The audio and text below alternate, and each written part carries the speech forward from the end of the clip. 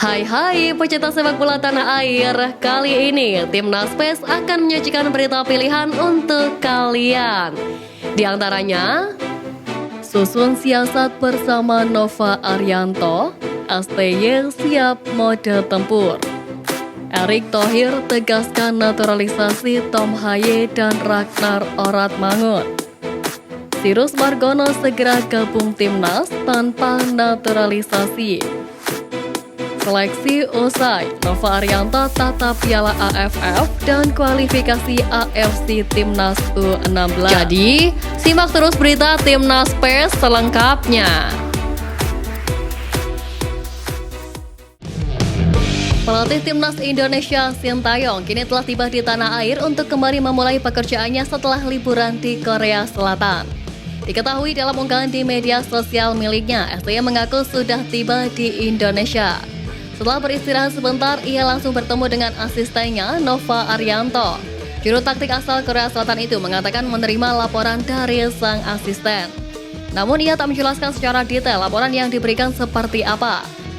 Kemungkinan besar laporan yang diberikan Nova berkaitan dengan Timnas Indonesia sebab beberapa waktu ke depan STY akan sibuk meracik tim merah putih.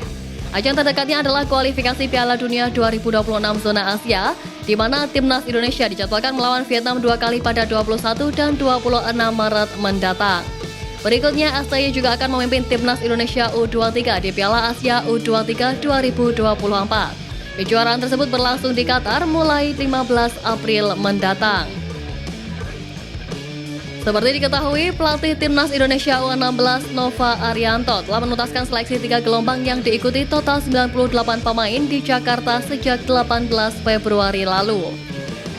Dalam setiap gelombang seleksi di Timnas Indonesia U16, Nova mengungkap bahwa menilai pemain dari kondisi fisik, postur tubuh hingga kualitas yang bisa dilihat dari gym internal.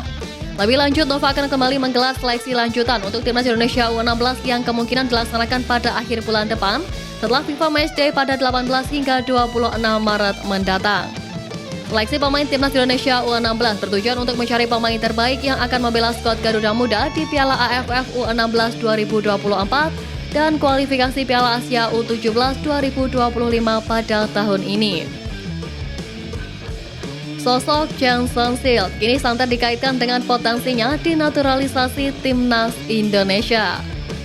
Memiliki darah keturunan Indonesia dari sang kakek yang berasal dari Ambon, Maluku, membuat kans Chang Sung-sil berkewarganegaraan Indonesia terbuka lebar. Chang Sung-sil diketahui memiliki kelehean dalam pembacaan pergerakan lawan serta duel udara yang menawan dengan postur tinggi besarnya. Bukan hanya mahir dalam bertahan, Chang Sung-sil juga mampu unjuk kemampuannya dalam melakukan overlapping. Kemampuan itu kerap ditunjukkan Chang Sung-sil ketika timnya melakukan counter attack atau mendapatkan bola mati.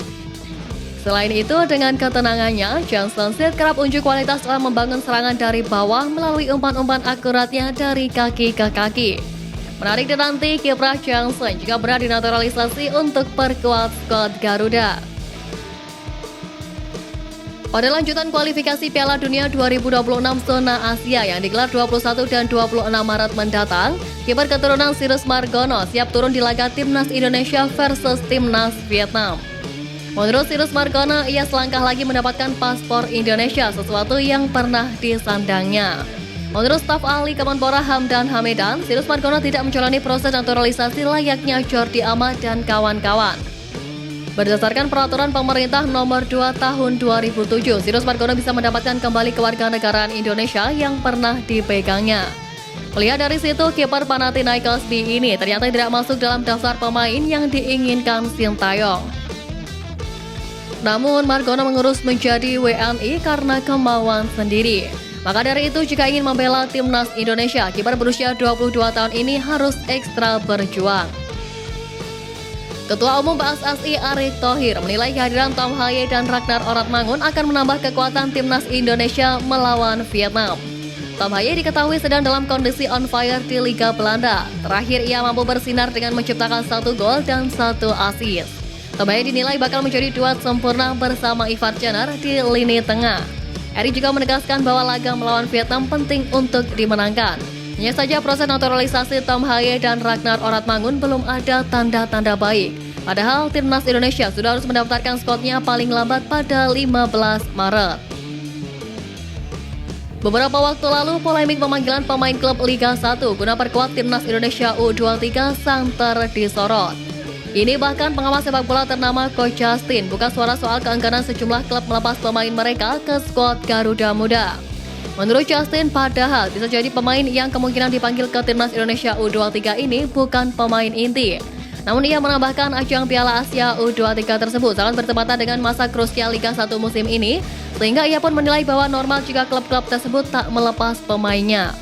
Lebih lanjut, Justin menyebut bahwa kondisi ini tak bisa terus-menerus berlanjut. Jika kondisi ini terus berlanjut, maka yang dirugikan adalah PSSI dan Timnas Indonesia U23. Sehingga ia berharap bahwa masing-masing pihak mampu menurunkan ego dan melakukan silaturahmi.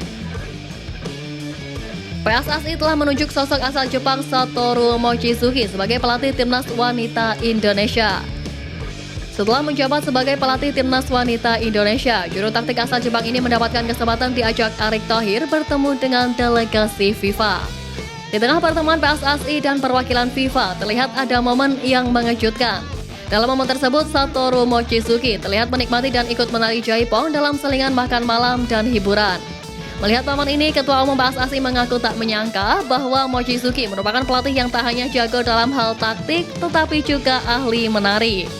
Erick Thohir pun berharap sang pelatih bisa betah di Indonesia. Pasalnya, dia harus membangun timnas wanita Indonesia dari awal lagi. Ya, dia harus mencari pemain terbaik saat tidak ada kompetisi sepak bola wanita di Indonesia.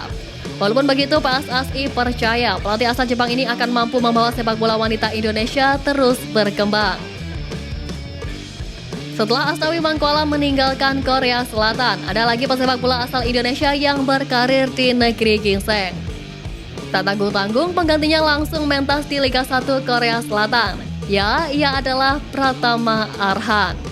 Fullback kiri timnas Indonesia ini dikontrak Suwon FC selama 1 tahun dengan opsi perpanjangan. Ia pun sudah mengikuti sesi latihan Suwon FC yang digelar di Jakarta awal bulan ini. Kemarin hari Rabu 28 Februari, manajemen Suwon FC memperkenalkan semua pemain mereka jelang mengarungi musim baru. Harapannya Pratama Arhan bisa bersaing memperebutkan tempat di Suwon FC, di mana pengalaman memperkuat Suwon FC diharapkan dapat meningkatkan skill pesepak bola 22 tahun ini yang dapat dimanfaatkan di timnas Indonesia. Terdekat ex-pemain PSIS Semarang ini diproyeksikan memperkuat timnas Indonesia U23 di Piala Asia U23 2024. Jelang melawan timnas Indonesia di laga lanjutan kualifikasi Piala Dunia 2026 zona Asia, Vietnam tampaknya akan tampil berbeda. Sebab pelatih timnas Vietnam Philippe Drochy berniat untuk mengubah total gaya bermain dari tim berjuluk Golden Star Warriors selama ini. Drochy tahu bahwa Vietnam dikenal lewat permainan cepat dan kekuatan yang membutuhkan fisik yang kuat. Namun kali ini Drochy ingin membuat Vietnam bermain lebih mendominasi sehingga lebih sering memegang bola. Philippe Drochy pun berjanji akan mengubah segala hal dalam permainan timnas Vietnam agar lebih baik lagi dengan mengedepankan kecerdasan. Ex-pelatih timnas Jepang itu juga ingin anak asuhnya tidak mudah kehilangan bola dan membuat lawannya frustasi mengejarnya. Lantas hal ini pun harus diwaspadai skuad Garuda sebab kini kekuatannya tak lagi diragukan. Dan dalam waktu dekat ini, skuad Garuda akan menghadapi Vietnam.